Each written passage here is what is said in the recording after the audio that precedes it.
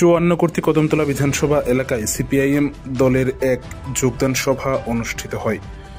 ভারতীয় জনতা পার্টি দল ত্যাগ করে 6 পরিবারের 20 জন ভোটার 54 কর্তৃক কদমতলা বিধানসভা কেন্দ্রের অন্তর্গত চুরাইবাড়ি অঞ্চলের পূর্ব ফুলবাড়ি 3 নং ওয়ার্ডে আব্দুল কালিকের বাড়িতে এক যোগদান সভায় যোগদান করে সিপিআইএম দলে।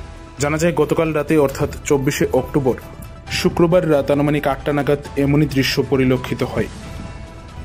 এই যোগদান সভায় উপস্থিত ছিলেন 54 কর্তৃক কদমতলা বিধানসভা কেন্দ্রের বাম বিধায়ক ইসলাম উদ্দিন। এছাড়াও উপস্থিত ছিলেন সিপিআইএম চুরাইবাড়ি অঞ্চল সম্পাদক কমরেড আব্দুল হামিদ, ভারপ্রাপ্ত সম্পাদক কমরেড আব্দুল কালাম, কালাগাঙ্গের পাড়ের বর্তমান গ্রাম পঞ্চায়েতের প্রধানের স্বামী কমরেড ময়ুব আলী, পূর্ব ফুলবাড়ি গ্রাম পঞ্চায়েতের উপপ্রধান কমরেড জয়নাল আবদিন সহ একাধিক সিপিআইএম নেতৃত্বগণ।